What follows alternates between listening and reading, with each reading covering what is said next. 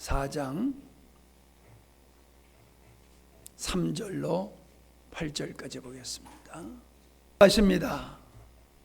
때가 이르리니 사람이 바른 교훈을 받지 아니하며 귀가 가려워서 자기의 사욕을 따를 스승을 많이 두고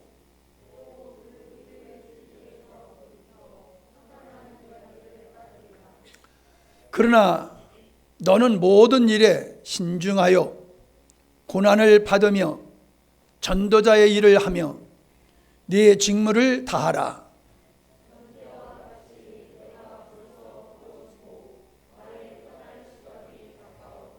나는 선한 싸움을 싸우고 나의 달려갈 길을 마치고 믿음을 지켰으니 이제 후로는 나를 위하여 의의 면류관이 예배되었으므로 주 곧 의로우신 재판장이 그날에 내게 주실 것이며 내게만 아니라 주의 나타나심을 사모하는 모든 자에게도니라. 아멘. 여러분들은 총 후회함이 없는 믿음, 이런 제목을 가져봤습니다만은 설교하는 자나 또 설교의 말씀을 듣는 여러분들이나 함께 우리가 착각하는 게 뭐냐 하면은 내가 몰랐던 거를 듣는 것, 그러면 더 충격적으로 오고 은혜가 되는 것 같아요. 또 설교하는 사람도 몰랐던 것을 설교하면은 수준 있고 설교를 더 내용 있게 잘하는 것 같은 그런 생각을 합니다.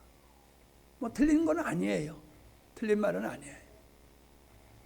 근데 우리의 신앙이 몰라서 믿음의 생활을 제대로 못하느냐 하면은 그게 아니에요. 아주 똑똑한 한 자매가 있어요. 우리 상담한 자매인데 너무너무 똑똑해요. 명석해요. 내가 무슨 말을 하면은 벌써 무슨 말을 할 것까지 다 알아요. 그리고 얘기를 해주면 그래요. 목사님 다 알아요. 다 알아요. 다 안다는 사람한테 할 말이 없잖아요. 근데 문제는 뭐예요? 아니 다 안다라고 하면서 왜 삶이 그래? 그거거든요. 삶이 정상적인 삶을 못 살아요. 자기 앞가림도 못해요. 당연히 직장생활 못하지요. 아니 다 아는데 그렇게 똑똑하고 유능한데 왜 삶이 안 되느냐고요.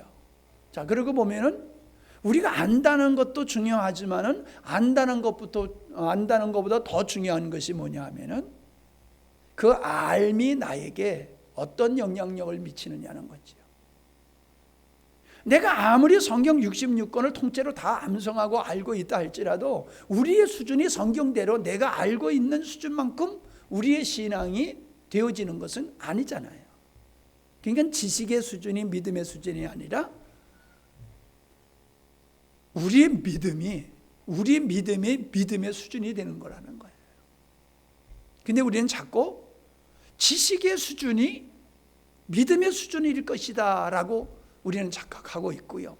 내가 알고 있는 믿음의 수준을 내 믿음의 수준으로 사람들이 착각하고 있다는 거예요. 여러분, 이 착각에 빠진 사람은 어떻게 할 수가 없어요. 내가 어떤 목사님을 이렇게 권면을 좀 했어요. 왜냐하면 참 그분이 복음적인 분이기 때문에 누구보다도 제가 관심이 가고 사랑에 가서 좀 권면을 했는데 내가 봤을 때는 그분이 가지고 있는 복음은 아주 훌륭한데 한 가지 놓친 게 있는 것 같아요. 그래서 그 부분을 이렇게 이야기를 해주니까는 그분이 그거를 받아들이질 않아요. 내가 지금 알고 있는 대로 내가 하는 것이 이게 옳아. 그러니까 나는 끝까지 이 길로 갈 거야. 너무 확신이 있어요. 그러니까 더 이상 해줄 말이 없더라고요. 그러니까 바울이 내가 섰다라고 생각하지 않는다고 하는 것 같이 늘 자기 자신을 부족함을 인식하면서 그걸 찾으려고 들고 주님 은혜 안에서 그걸 개선하려고 하는 이런 영적 겸손이 있어야 되는데, 자기가 믿고 있는 것에 대해서 너무 확신을 갖고 있는 거예요. 다시 말하면 그게 전부로 여기는 거예요. 그걸 전부로. 내가 알고 있는 것이 전부라고. 내가 알고 있는 것은 다 옳아. 그런데 내가 믿고 있고 내가 확신하고 있는 것이 100% 옳을 수는 없어요. 99%가 옳고 1%가 틀리다라고 하면 우리는 그걸 옳은 것 이렇게 얘기해 줄 거야. 인정해 줄 거예요. 근데 문제는요, 그 1%가 99%를 깎아먹을 수 있다는 거예요. 우린 이걸 놓치고 있더라. 내가 그랬어요. 내가 열심히 살고 최선을 다해서 살고 그러니까는 나는 내가 행하는 것이 다 옳다. 그런 착각에 빠졌어요. 물론 내가 지금도 돌아보더라도 옳은 부분이 많고 잘하는 부분이 많아요. 못하는 부분보다. 그러나 내가 옳은 부분이 많고 잘한 부분이 많다고 해서 내가 못한 부분까지 옳다고 인정받을 수는 없다는 거지요. 그 잘못되고 부족한 것에 대해 부족한 것으로 말미암아 파생되어지는 일이 내가 잘하는 것으로 말미암아 그게 덮어질 수 있는 게 아니라는 거지요. 그냥 잘하는 건 잘하는 거고 잘못하는 것은 잘못하는 것대로 대가를 지불할 수밖에 없는 것이 현실이더라라고 하는 겁니다. 우리의 문제는 잘하는 것에 대해서 보다도 잘 못한 것 때문에 우리의 삶에 문제가 생긴다는 거예요. 잘하는 것은 큰 영향력을 못 미치더라고요. 근데 잘못하는 그 한 가지가 잘하는 모든 것을 깎아먹더라는 거예요. 그래서 저는 이제 얼마 전서부터 그렇게 새로운 것을, 새로운 진리를 여러분에게 전하려고 하기보다는 우리 스스로가 우리 스스로를 성찰해보는, 내가 알고 있는 지식이 진짜 내 믿음인가 이걸 성찰해보고, 내가 바른 진리를 가지고 있는 것이 맞지만은 아직도 내가 진리를 알고는 있지만 이게 내 것이 되지 못한 부분이 무언가, 이런 것들을 살피는 것이 새로운 말씀을 듣는 것보다도 더 중요하더라라고 하는 것을 제가 느끼고 요즘 설교를 그렇게 합니다. 그렇기 때문에 아마 여러분들이 설교를 들을 때에 목사님이 하셨던 말씀 또 하시네 이런 생각을 가질 수가 있을 거예요. 제가 고백해요. 그렇다고요. 그러나 그런 이유는 우리가 많은 말씀을 듣는 것이 중요한 게 아니라 그 말씀, 내가 들은 말씀이 나에게 실체가 되어야 되는 것이지, 실체가 되지 않고 지식으로만 머무는 말씀은 우리의 삶에 어떤 변화도 줄 수 없고 하나님의 영광을 누리는 삶에 아무런 도움이 되지를 않는다라고 하는 것 때문이에요. 그래서 여러분은 말씀을 그냥 맹놓고 들으시면은 여러분 안 됩니다. 같이 생각하시면서 고민하면서 그렇게 말씀을 들으셔야지 여러분이 은혜가 될 거예요. 여러분이 알다시피 우리의 목회는 좀 특이하잖아요. 대부분의 목사님들은 그저 본교회 성도들을 섬기는 것이 전부지만은 우리는 이 상담 사역과 치유 사역을 하다 보니까는 다양한 많은 외부의 성도들을 접합니다. 근데 그런 분들을 이렇게 만나서 교제를 하다 보면은 아주 자기 확신에 차 있는 모습을 보는데 그게 옳은 게 아니더라는 거예요. 내가 알고 있는 복음의 관점에서 보면은 그분의 확신에 차 있는 것이 그게 옳은 확신이 아니더라라고 하는 거지요. 여러분, 우리가 이렇게 가다가 우리 계단이나 이렇게 떨어진 것을 모르고 디디면은 깜짝 놀라면서 넘어지는 경우가 생기잖아요. 평평하리라고 생각했는데 푹 꺼졌을 때의 그 충격. 예? 똑같다고 했는데 언덕이 있을 때 거기서 오는 또 불안한 부딪힘, 이런 것들을 우리가 경험하잖아요.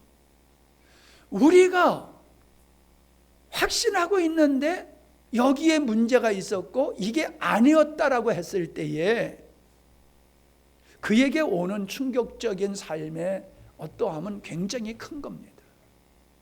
근데 이미 깨달았을 때에는 세월이 그만큼 지나간 거예요. 그걸 회복할 수가 없어요. 내가 착각 속에 살아온 인생을 내가 착각했구나 하면서 그 인생을 돌이킬 수가 없는 거예요.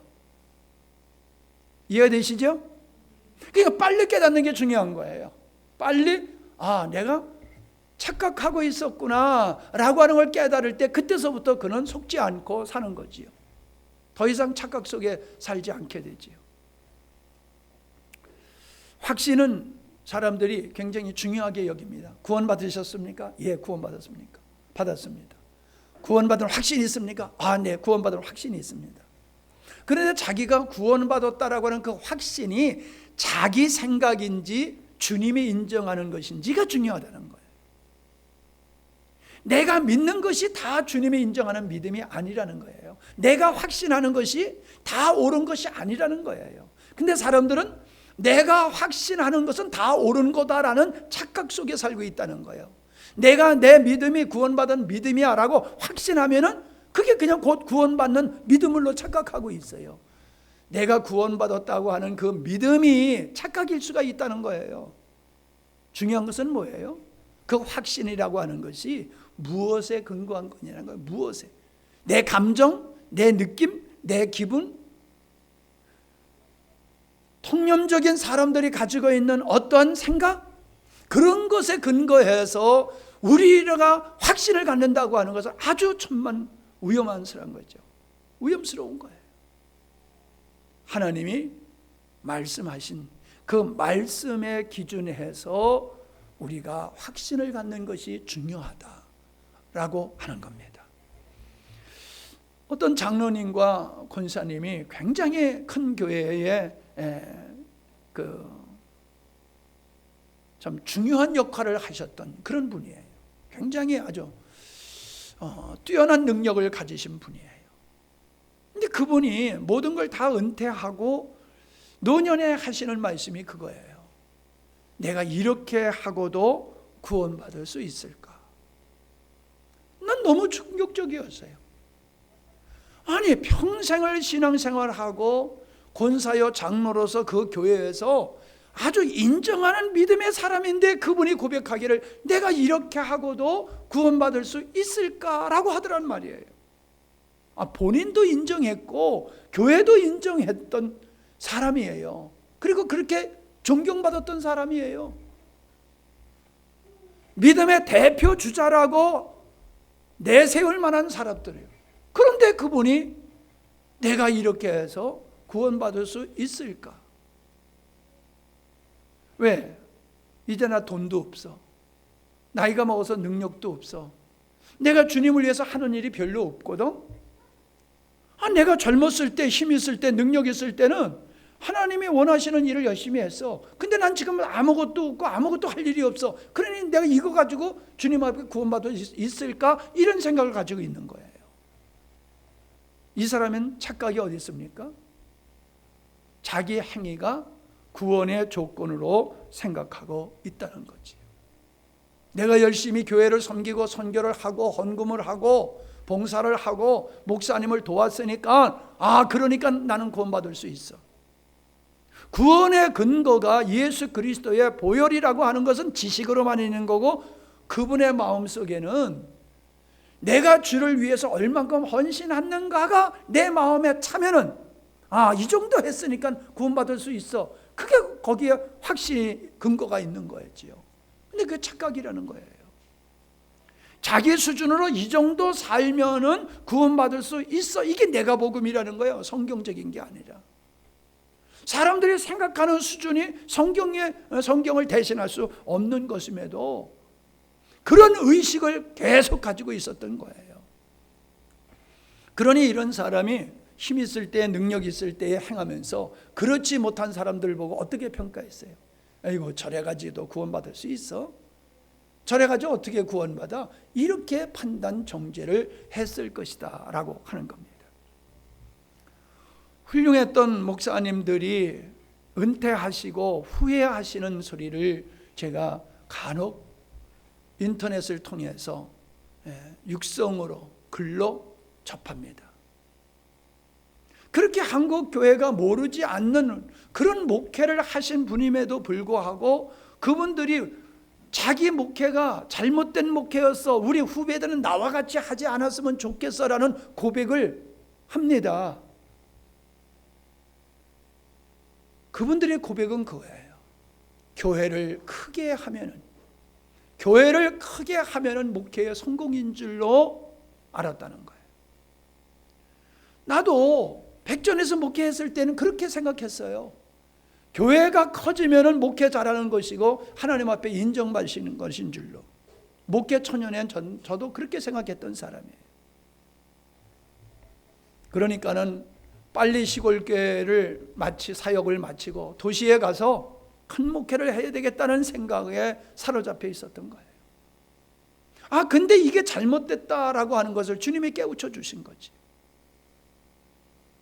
네가 원하는 곳에, 너를 원하는 곳에, 내가 보내는 곳에, 그곳에서 그 영혼들을 섬기는 것이 그게 성공적인 목회다. 그런 마음을 주님께서 깨닫게 해주셨어요. 그래서 이 함양 땅이 내가 평생 목회할 장소고, 이 함양 땅에 있는 영혼들, 나에게 복음이 있음에 그 복음의 가치를 알고 나의 곁에 찾아오는 그 영혼들을 내 평생에 섬기는 것이 하나님께서 원하시는 목회고 그게 성공적인 목회다라는 마음을 가지고 부족한 사람이지만은 그렇게 목회의 평생을 걸어왔던 겁니다. 그러나 대부분의 아직도 많은 목사님들은 큰 교회의 목회, 그걸 성공적인 목회라고 생각합니다. 그래서 교인 수를 늘리기 위해 가지고 말은 전도라고 하지만 영혼 구원이라고 하지만은 어찌 보면은 교회 사이즈를 키우기 위해 가지고 여러 가지 세상적인 방법까지 동원하고 있습니다. 세상적인 이름 있는 탤런트들을 교회에다 세워 가지고 이벤트를 하는 이유가 어디 있습니까? 말은 그분들의 신앙 고백을 통해서 전도를 한다라고 하지만은 그런 이벤트를 통해서 사람들로 하여금 관심을 교회로 갖게 하고 어떤 것에 의해서 그분들이 필요성에 의해서 교회를 다니도록 만드는 거예요. 그래서 복음적인 목회가 아니라 어떤 행사 위주로 그렇게 목회를 하는 분들이 많고, 그런 분들의 교회가 대부분 큰 교회를 이루고 있더라라고 하는 게 현실이지요. 그렇게 해서 큰 교회를 하고 목회를 끝나고 봤더니 이게 아니었네 라고 깨닫고서는 그분들이 하는 고백이, 내가 잘못 목회했어, 우리 후배들은 나와 같이 나를 따라서 그렇게 안 했으면 좋겠어 라고 얘기를 함에도 불구하고 많은 목사님들이 소위 말해서 성공하는 목회는 성공이라는 게 없는 거거든요. 근데 세상적인 출세와 같은 그런 개념의 대형 교회를 만드는 것을 목회의 성공으로 보고 그런 것에 벗어나지 못하는 분들이 아직도 상당수다라고 저는 평가하고 있습니다. 일반 성도들도요, 큰 교회 다니면은 그게 마치 자기 수준이 그 교회의 규모만큼의 수준인 줄로 착각해요. 목사님이 훌륭하면은 그 목사님의 신앙의 수준이 자기 신앙으로 착각을 해요. 나는 우리 교회 성도들은 어떤 착각에 빠져 있느냐? 영광스러운 교회에 십자가의 복음을 늘 전하니까는 이게 우리 교회가 마치 영광스러운 교회가 된 줄로 착각을 하고, 내가 들은 복음이 내 복음의 수준으로 착각하고 있는 거예요. 그래서 자기가 믿음의 생활하는 데 열심을 내지 아니하고 판단하는 거예요. 그래, 목사님 말씀은 맞아. 근데 목사님 그렇게 살고 있어요? 저 집사 봐봐. 말은 잘했는데 그렇게 못 살고 있잖아. 이러고 앉아 있어요. 그럼 자기는요? 자기는 그렇게 살고 있나요? 자기는 완전히 관심도 없어요. 완전히 손 놓고 있으면서 그렇게 믿음으로 어린아이의 모습에서 성장되어 가는 그를 보고 걷지 못한다고, 뛰지 못한다고 무시하고 멸시하고 있다는 거예요. 자기는 그냥 드러누워 있으면서. 이런 사람들이 있어요. 복음을 듣는 게 아니라 자기가 듣고 싶은 걸 듣고 자기가 원하는 것을 우리 교회를 통해서 얻고자 우리 교회에 출석하는 사람들 있다라고 하면은 그분들은 언젠가 우리 교회를 떠날 수밖에 없을 것입니다. 자기가 얻고자 하는 것이 아니라 우리의 교회에 있는 것을 얻고 우리의 교회를 통해서 주님이 주시고자 하는 것을 얻으려고 하는 믿음의 갈망이 있어야 되는데, 그건 상관없고 내가 원하는 것 주세요. 내가 원하는 거.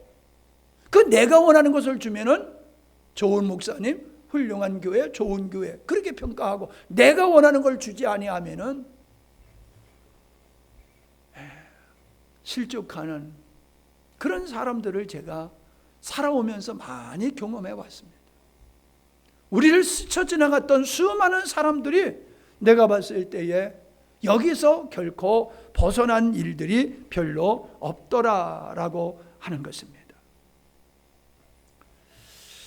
우리가 이미 살펴본 대로 구약의 이사야 시대나 바벨론의 포로로 잡혀가기 전에, 멸망받기 전에 유대인들의 모습을 우리는 잘 알고 있습니다. 그들은 절기를 잘 지켰어요. 제사를 철저히 드렸어요.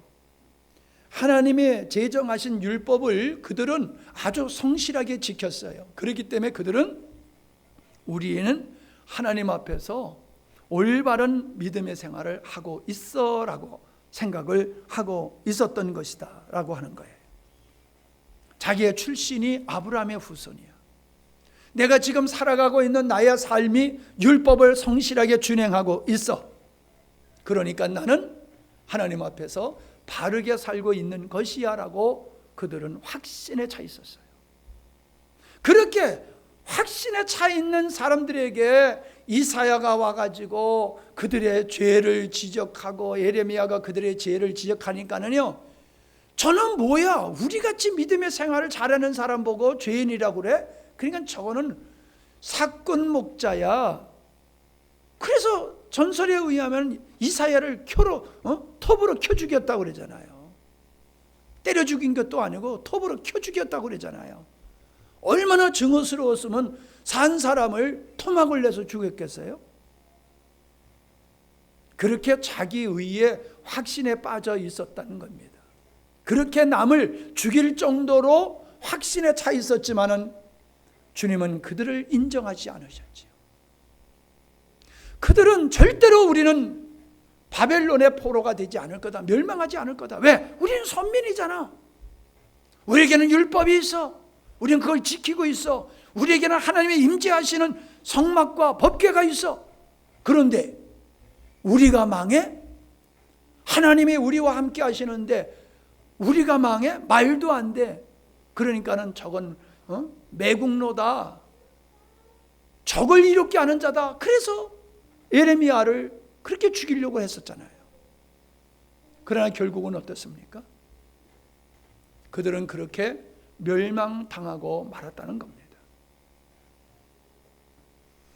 우리가 세례를 받았다고 해서 내가 그리스도인이 되는 거 아닙니다. 내가 교회에 적을 두고 주일마다 나와서 예배를 드렸다고 해서 구원받은 하나님의 자녀가 꼭 되는 것은 아닐 수 있다는 겁니다. 종교적인 의식이, 성례가 우리를 하나님의 자녀 되게 하는 것이 아니다라는 거예요. 그들은 아브라함의 후손으로 할례만 받으면 그냥 유대인이 되고 하나님의 백성 되는 줄로 확신을 했어요. 왜? 할례 받았잖아. 오늘 우리는 뭐예요? 세례 받았잖아. 나 직분자잖아. 내가 예수를 몇 년 믿었는데, 그러니까 난 당연히 구원받았어. 나는 모태신앙이야. 착각이라는 겁니다. 그건 다 외형적인 거라는 거예요. 내면에서 주님과의 나의 관계가 어떤 관계에 있느냐를 주님은 보고 계시다는 거예요. 외형적인 그림을 보고 우리를 인정하시는 게 아니라 내면의 상태를 인정하시는 분이다라고 하는 겁니다. 부자 청년이 와서 그랬지요. 선생님이요, 내가 어떻게 하여야지 구원을 얻을 수 있습니까? 그랬더니 계명을 얘기하셨잖아요. 그랬더니 이 청년이 뭐라고 그랬어요? 아, 그거요? 내가 어릴 때부터 지켰습니다. 대단하지. 어릴 때서부터 율법을, 십계명을 지켰으니까요. 근데 주님이 말씀하셨지요. 너에게 한 가지 부족한 게 있어. 네가 가지고 있는 재산을 팔아서 가난한 자들에게 다 나눠주고 나를 따르라 그랬잖아요. 그 말씀을 가만히 묵상해 보면 뭐예요? 네가 율법을 지켰다라고 말하지만은, 계명을 지켰다고 말하지만은 너의 마음속에는 하나님을 사랑하고 이웃을 사랑하는 마음이 없어. 그들을 사랑하는 마음이 없어. 내가 원하는 것은 형식적으로 율법을 지키는 도덕과 윤리적인 삶을 요구하는 것이 아니라 궁극적으로는 그런 삶의 궁극적인 목적은 나를 사랑하는 거고, 내 마음을 가지고 사람들을 사랑하고 섬기는 거야. 근데 너는 그게 없잖아. 진짜 본질이 빠졌잖아. 너는 비본질만 지킨 것을 가지고 너는 확신을 가지고 있어. 근데 내가 봤을 때는 본질이 빠졌어. 그걸 지적해 주시는 거란 말이에요. 그가 참다운 믿음을 가지고 계명을 지켰었다라고 하면은 아멘 했을 것입니다. 그러나 그런 주님의 말씀에 걸려서 넘어졌어요. 그래서 돌아갔다라고 하는 것입니다. 예. 우리가 성경 말씀, 고린도전서 13장 사랑장에 대한 말씀도 동일한 말씀입니다. 내가 사람의 방언과 천사의 말을 할지라도 사랑이 없으면 그거 다 헛된 것이라는 거예요. 내가 예언하는 능력이 있고 모든 비밀과 모든 지식을 알만하고 그리고 산에 옮길 만한 믿음이 있다고 할지라도 사랑이 없으면 그거 헛것이라는 거예요. 본질이 뭐예요? 우리의 선함에 있는 게 아니라 우리의 마음의 내면에 주님의 사랑이 있느냐를 말씀하고 있는 것이거든요. 어느 종파라고 얘기하지는 않겠지만은 기독교의 이름을 가진, 그리스도의 이름을 가진 종파여서 예수님이 우리의 구세주라고 얘기하지만 그게 전부가 아니다. 우리가 선한 일을 해야지 구원을 받는다라는 그런 잘못된 교리를 가지고 있는 데가 있어요. 그 사람들 보면요, 우리 개신교보다도 훨씬 그 사람들은 선한 일을 잘합니다. 선한 일을 많이 해요. 그러니까 일반 사회 사람들이 그런 사람들을 더 훌륭하게 봅니다. 왜? 보이는 선행을 더 많이 하니까요. 그들은 불의에 대해서 그렇게 분노하지 않습니다. 하나님 앞에서 불의에 대해서는 별로 분노하지 아니하고 그냥 선한 일만 많이 하면 돼라고 하는 거예요. 그러니까 제사 지내고 그냥 일반인들과 똑같이 살아가면서 선한 일만 하면은 구원받는다라고 하는 이러한 잘못된 생각을 가지고 있는 사람들이 있다라고 하는 것이지요. 우리는 분명히 주님께서 마태복음 7장에 주여 주여 하는 자마다 구원을 받을 것이 아니다. 선지자 노릇하고 구신을 내쫓고 많은 능력을 행했다 할지라도 그때에 내가 그들에게 밝히 말하되 내가 너희를 도무지 알지 못하니 불법을 행한 자야 라고 말씀하셨어요. 그리고 내게서 떠나가라. 이건 멸망의 선언이 아니잖아요. 멸망의 선고예요. 그 사람이 안 믿는 불신자, 저 감옥에 앉아있는 어떤 사람들과 같은 사람이 아니에요. 흉악범이 아니에요. 예수 그리스도의 이름으로 아주 많은 사역을 한 사람들이에요. 근데 주님은 그를 불법을 행했다고 말씀하고 있다는 겁니다. 나와 상관이 없다고 말씀하고 있다는 겁니다. 이런 얘기를 수없이 들음에도 불구하고 여전히 나는 선지자 노릇했어, 나는 능력 행했어, 나는 많은 귀신을 내쫓았어 라고 하기 때문에 내 믿음은 옳은 믿음이야 라고 확신에 차 있는 사람들이 있어요. 그런 분들이 우리를 만나서 교제하다가 하는 얘기가 내가 잘못 살아왔네요, 내가 잘못 믿음의 생활을 했네요 라고 고백하더라고. 얼마나 감사합니까? 이제라도 깨달았으니 얼마나 더 감사합니까? 그런데 그렇게 끝까지 자기 확신에 찼던 사람들이 어떤 사람들입니까? 그 사람들이 예수님을 십자가에 못 박는 사람들이었다라고 하는 것을 우리는 알 수 있습니다. 우리 그리스도인들 중에서, 목사님들 중에서 북한에 아주 호의적인 사람들이 있어요. 그들도 우리의 동족이다. 그러니 우리가 그들을 도와줘야 된다. 그런 생각을 가지시고 북한에 여러 가지 물자를 대주고, 학교를 지어주고, 병원을 지어주고, 구호품을 보내고, 이런 분들이 있어요. 여러분 참 귀한 일이라고 생각하지요. 예, 맞습니다. 귀한 일입니다. 문제는 뭡니까? 문제는 그들이 우리의 그런 분들의 선행을 역이용하고 있다는 거예요. 역이용하고 있다. 미국에 있는 목사님이 자기의 경험담을 폭로하셨잖아요. 북한에 들어갔다가만 오면은 북한에 호의적일 수밖에 없는 사람들로 바뀌어지는 이유. 북한은 미인계를 쓴다는 거예요. 미인계. 미인계를 써서 올가미를 씌워가지고 북한에서 요구하는 대로 움직이지 아니하면 그걸 폭로시켜서 너를 매장시키겠다고 하는 이러한 전략에 빠져가지고 북한이 말하는 대로 말하고 그 사람들이 주장하는 주장을 할 수밖에 없는 미인계를 쓴다고 아주 공개적으로 얘기하셨잖아요. 근데 더 무서운 것은 그것은 근래의 일이 아니라 독일, 오래전서부터 독일에 나와 있는, 구라파에 나와 있는 이 유학생들을 그렇게 유혹을 해가지고 그들의 사상 전환을 시키고 그들의 하수인으로 만들었다라고 하는 것이 밝혀지고 있습니다. 여러분, 우리가 가지고 있는 사회적인 많은 문제, 우리의 관심을 가져야 됩니다. 지금 사회적인 많은 문제 우리가 관심을 가져야 됩니다. 그러나 중요한 것은 우리가 노동자 속에 들어가서 노동자의 인권을 회복한다든가, 정치계의 잘못된 정치의 제도를 바꾼다든가, 잘못된 사법 제도를 고치기 위해서 투쟁을 한다든가, 이런 것을 교회가 하려고 하면 안 된다는 거예요. 복지 문제, 이거 교육 문제, 사회적인 여러 가지 문제를 개선하고 새롭게 해야 할 문제는 반드시 해야 됩니다. 우리 기독교인들이 그리스도인들이 그걸 외면해서는 안 됩니다. 무관심하면 안 돼요. 반드시 관심 가져야 돼요. 그런데 그 일을 교회가 하는 일이 아니라 교인들이 해야 되는 겁니다.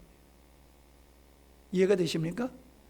교인이 해야지 교회가 그 일을 해서는 안 되는 거예요.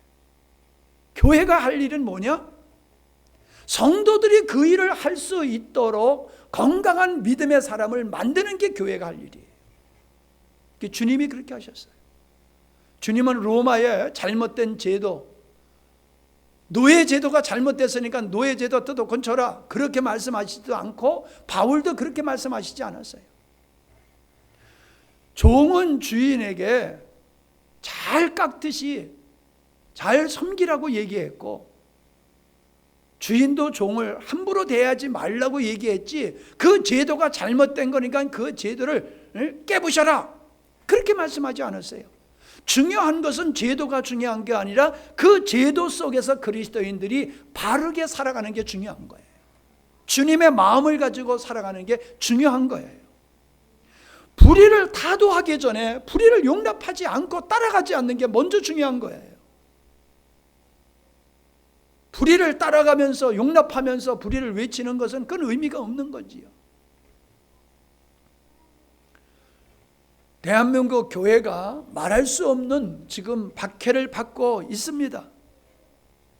여러분, 그 교회가 지금 박해를 받고 있다는 걸 알고 있습니까? 대부분의 그리스도인들이 모르고 있어요.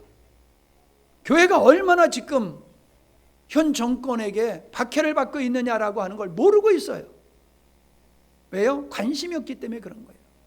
내가 알고 싶은 것만 알고 내가 듣고 싶은 것만 듣고 내가 얻고 싶은 것만 얻으면 된다라고 하는 이런 잘못된 이기주의고 인본주의적 신앙을 갖다 보니까는 교회가 지금 어느 위치에 있고 어떤 핍박을 당하고 있고 어떤 상태냐라고 하는 걸 모르는 거예요. 이게 병 중에 엄청난 큰 병이다라고 하는 것입니다. 환경운동 하시는 분들이 있어요. 함양에서 환경운동 하다가 서울로 가서 본격적으로 환경운동 하시는 분이 있어요. 그분은 꼭 데모 하는데 보면 항상 거기 나와 있어요. 혼자 피켓 들고 데모도 하고 그래요. 그런데 그분은 이상하게 현 정권이 잘못하는 것에 대해서는 얘기를 안 해요. 나는 그분이 환경운동을 하면서 말하는 것이 틀렸다고 생각은 안 해요. 그런데 현 정권이 잘못하고 있는 것에 대해서는 말을 안 해요. 그러니까 거기서 색깔에 의심이 가는 거죠. 환경이 목적이 아니에요. 사람의 인권이 목적이 아니에요. 사람의 인권을 세우는 게 교회가 할 일이다? 아니에요. 교인이 할 일이에요. 교인이 각자의 삶 속에서 사람의 인권을 존중하고 법치 제도가 정상적으로 작동되게 하고 이 사회의 모든 구조와 환경이 성경적으로 가도록 우리가 각자의 있는 위치에서 그 일을 해야 된단 말이에요. 그 일을 하지 아니하고 교회가 그 목소리를 내야 된다? 말이 안 되는 거예요. 교회는 사회를 정화시키려고 세워진 교회가 아닙니다. 하나님의 빛된 자녀를 생산하기 위해서 그리고 그들을 세워가기 위해서 교회가 존재하는 거예요. 우리는 1차적인 것이 생명의 사람, 복음적인 사람이 되는 것이 교회가 할 일이고 그런 교인이 성경적인 가정을 세우고 여러분의 직장을 여러분이 있는 여러 가지 사회적인 위치에서 모든 제도가 성경적이고 인권을 존중히 여기고 정의가 실현되어지는 사회로 만들어가는 역할을 해야 되는 거예요. 여러분들이 그런 목소리를 삶 속에서 내야 되는 겁니다. 삶 속에서. 그건 교회 몫이라고 하니까는 다 목사님의 몫으로 돌려버리고 자기가 할 일들은 그냥 손 놓고 있는 거예요.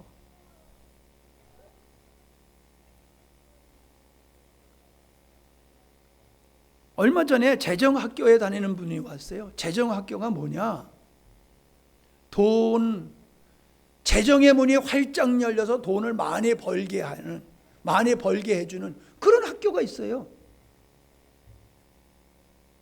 여러분 어때요? 갈 생각 없어요? 제가 추천해 줄게. 네? 여러분 이방 종교가 그런 거예요. 네? 그런 사람들은요, 자기가 열심히 무언가를 하는 것을 공덕으로 여겨요. 공덕. 내가 우리식으로 말하면 기도 많이 하고 절야하고 다른 사람 선교 열심히 하고 도와주고 이런 일을 말하면 그게 공덕이 된다는 거예요. 그게.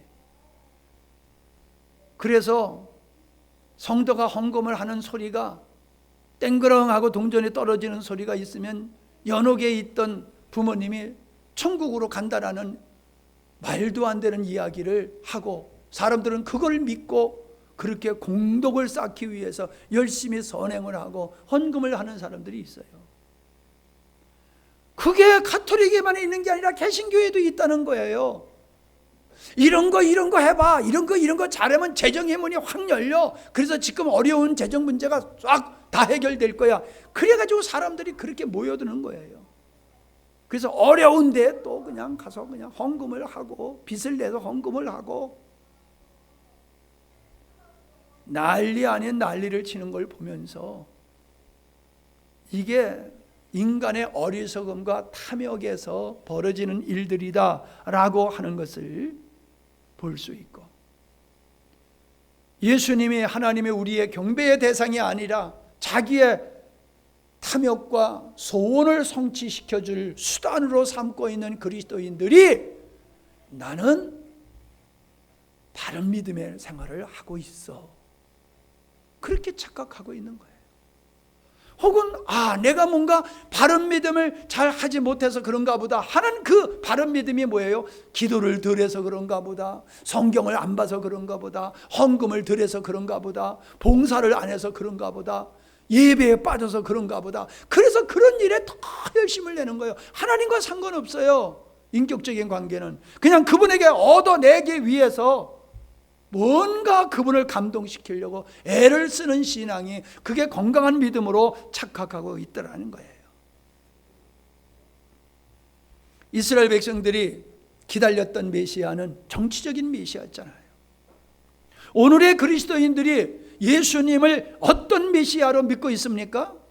가난해서, 질병에서, 힘들고 어려운 환경에서 건져주는 메시아로 착각하고 있어요. 그렇게 믿고 있잖아요. 그것을 위해서 기도하고 있잖아요. 왜 복음을 거절합니까? 복음은 육적인 것을 우리에게 보증하고 있지를 않아요. 도리어 복음은 육적인 것을 버리라고 얘기하고 있어요. 우리의 정서와 정반대의 것이 복음의 내용이에요. 그러니까 사람들이 싫은 거예요. 나는 얻으려고 왔는데 버리려니, 나는 살려고 발버둥 치는데 죽으라니, 싫은 거예요. 그러니까 아예 듣지도 않은 거예요. 아예 거절해버려요, 사람들이. 복음의 원리는, 복음의 진리는 인간이 가지고 있는 원리와는 정반대예요. 그리고 자기가 믿고 싶은 대로, 성경에서 자기가 믿고 싶은 것만 발주해가지고 그걸 굳게 믿으면서 자기 믿음은 확신 있는 믿음이다, 나는 천국 갈 믿음이다, 그렇게 살아가는 사람들이 많더라라고 하는 겁니다. 자기가 모래 위에 집을 짓고 살고 있음에도 불구하고, 왜 모래 위에 집을 지었을까요? 편리성이죠. 쉽게. 반석 위에 집을 짓는 건 얼마나 수고가 많이 따르는지 몰라요? 왜 한 달란트 받은 종은 주인을 위해서 일하지 않았을까요? 그는 주인과 별 주인에게 관심이 없는 종이었어요. 그러니까 우리의 신앙은요, 왜 하나님께서 율법의 제도, 즉 제사 제도를, 성막을, 노아의 방주를 말씀해주고 요대로 지어야 되고 요대로 행해야 된다라고 왜 말씀하셨을까요? 아니, 방주야 지 마음대로 지면 안 되는 거예요? 제사도 그냥 편리한 대로 그냥 지내면 되는 거 아니에요? 아니에요. 철저하게 하나님의 식양대로 져야지 되고 행해야지 됐어요. 이건 뭘 의미하는 걸까요? 신앙생활은 내가 편한 대로 하는 게 아니라는 거예요. 믿음은 네가 믿고 싶은 대로 믿는 게 믿음이 아니라는 거예요. 하나님이 제정하신 믿음의 원리를 받아들이는 게 그게 바른 믿음이지, 그냥 편리하게 자기 생각대로 하고 싶으면 하고 말고 싶으면 말고, 그게 믿음이 아니라는 거예요. 철저하게 하나님 앞에 예속되어야 되고 주님이 만드신 기준에 의한 신앙만이 하나님이 인정한다라고 하는 거지요. 이걸 우리에게 보여주신 게 바로 제도, 그러한 제도를 하나님께서 철저하게 지키게 하시는 데 있는 것이다 라고 하는 것입니다. 그래서 우리는 하나님의 말씀을 가지고 살려고 할 때에, 하나님의 말씀을 가지고 살려고 할 때에 세상과 부딪혀요. 세상과 부딪히니까는 부딪혀서 내가 깨지는 게 아니라 세상과 타협하는 거예요. 그래가지고 적당하게 믿음의 생활을 하려고 하는 거죠. 여러분, 세상의 지지를 받는 사람은 절대로 주님과 가까워질 수 없습니다. 세상과 가깝고 세상의 칭찬을 받으면서는 하나님과 절대로 가까울 수가 없어요. 근데 오늘 많은 사람들이 그렇게 살아가는 사람이 지혜로운 사람이다, 믿음의 사람이다, 그렇게 착각하고 있어요. 네? 보수 꼴통이라고 그러지요. 보수 꼴통이 아니라 믿음의 꼴통으로 여겨요. 그렇게 주님의 말씀대로 사는 것은 믿음의 꼴통이다. 현실에 맞지 않는다. 어떻게 이런 시대 속에서 성경대로 살아가느냐? 근데 성경은 분명히 그렇게 말씀하고 있어요. 죽고자 하는 자는 살 것이다. 우리가 세상적으로 죽어질 때에 영적으로 우리는 하나님의 생명을 맛보는 영광의 자리에 들어갈 수 있어요. 여러분, 진짜 여러분이 볼 때 나라와 민족을 위해서 죽고자 하는 정치인들이 있습니까? 내가 봤을 때는 아직 안 보여요. 국민들이 바라는 그런 지도자가 없어요. 그런 나라를 위해서 정말로 목숨 내놓는 그런 사람이 없어요. 그런 사람이 있으면은 이 세상은 이렇게 썩어가지는 않지요. 우리는 이 법조계에서 지금 벌어지고 있고 정치계에서 벌어지는 이 난장판을 바라보면서 여야를 막론하고 하나님 사랑하는 사람이 없다. 민족을 사랑하는 사람이 없다. 오직 자기의 이익만을 위해서 저들이 저렇게 쇼를 하고 있는 거다. 저는 그렇게 봐요. 저는 그런 생각이 들어요. 정치적인 사안을 놓고 사회적인 사안을 놓고 사람들이 목사님들도 모이면 서로 견해가 달라요. 어떤 사람은 옳은 거다, 어떤 사람은 틀리다, 그렇게 말을 해요. 그런데 여러분 한 번쯤 생각해 보십시오. 각자가 옳다고 생각하는 그 주장의 근거가 어디 있느냐는 거예요. 아, 이게 틀렸다고 말하는 그 주장의 근거가 그냥 내 생각을 말하지 말고 틀렸다고 말하고 옳다고 말하는 그 근거가 어디 있냐는 거예요. 그게 성경의 근거여야 되는 거예요. 성경에 근거해서 옳다라고 말할 수 있고 틀리다고 말할 수 있어야지, 자기의 정서와 세상적인 가치관을 기준으로 보면은 그거는 안 되는 거예요. 근데 그것까지만 하십시다. 저는 간단하게 우리에게는 영적 지도가 있어야 된다는 말씀을 정리해서 드리려고 해요. 우리가 길을 가면은 머릿속에 지도가 있지요. 그죠? 어디 가면 벌써 머릿속에 지도가 있어요. 어디 이렇게 간다, 이 지도가 있어요. 성도에게는 영적 지도가 있어야 돼요. 성도가 영적 지도가 없으면 지금 내가 어디로 가고 있는지를 모르는 거예요. 내비게이션이 그러잖아요. 다른 길로 가면은 경로를 벗어났습니다. 새로운 경로를 요청하시기 바랍니다. 그러잖아요. 여러분, 우리가 성경적인 영적 지도를 가지고 있으면은 내가 잘못 가고 있는지 잘 가고 있는지를 분명히 알아요. 근데 문제가 뭐냐면요, 이 지도가 잘못된 지도를 가지고 있는 거예요. 옛날 지도, 우리식으로 말하면 옛날 지도를 가지고 있는 거예요. 옛날 지도에는 새로운 게 없어요. 새로운 길이 안 나와 있어요. 오늘 우리들이 가지고 있는 이 지도가 성숙하지 못한 복음에 근거한 지도를 가지고 그것이 완벽한 지도로 착각하고 있다는 거예요. 지도는 업그레이드 시켜야 되죠. 지도는 끊임없이 업그레이드 시켜야 돼요. 우리가 가지고 있는 영적 지도도 계속 업그레이드를 시켜야 돼요. 그 버전을 가지고 이게 맞는 거야 하고 거기에 머물러 있으면은 하나님께서 계속 진리를 열어주시는데 그 열어주시는 진리에 접근을 못하지요. 받아들이지를 못하지요. 옛 지도 가지고 새로운 버전이 가르쳐주는 안내를 이거 틀렸다고 그러면서 옛 지도를 고집하면 되겠어요? 어저께도 제가 조카가 결혼을 해서 다녀왔는데 그 예식장이 광명역 뒤에 있는 거예요. 근데 내가 가지고 있는 지도가 착각된 지도였어. 내가 가지고 있는 고속도로에서 바로 내리면 거기 있다는 건 맞았어. 근데 고속도로에서 어느 고속도로에서 내리냐, 이걸 내가 착각한 거예요. 나는 고속도로에서 내렸을 때까지 내 생각에 맞다고 사모님한테 계속 얘기하고, 내비게이션 이거 이상해 내비게이션 이거 이상해 계속 그랬어요. 근데 고속도로 딱 내리니까 있어야 되는데 없는 거예요. 왜 없지? 아차, 착각했구나. 저쪽인데 이쪽을 내가 착각해서 그런 거예요. 나는 잘못됐다고 하는 걸 깨달을 현장까지 가면서 착각한 내 생각을 너무 확신하면서 편안하게 잘 갔어요.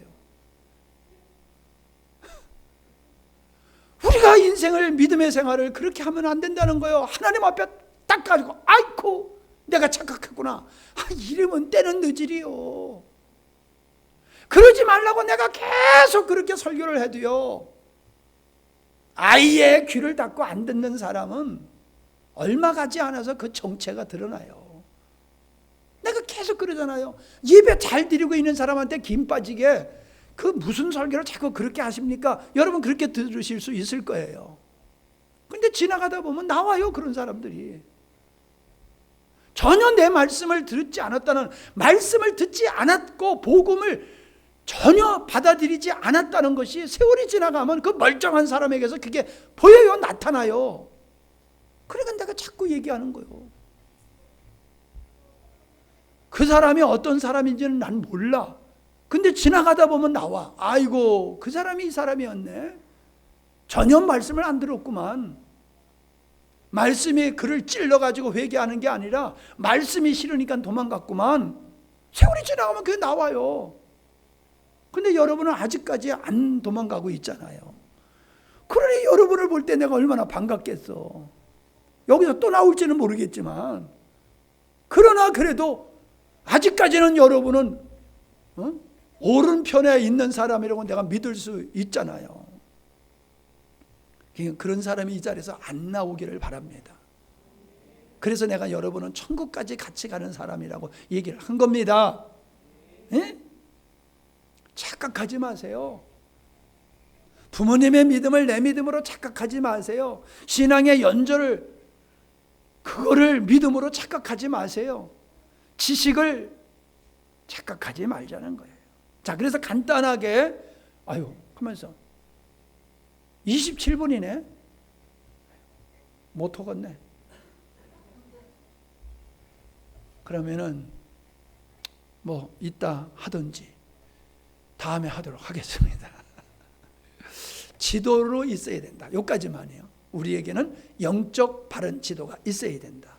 아멘.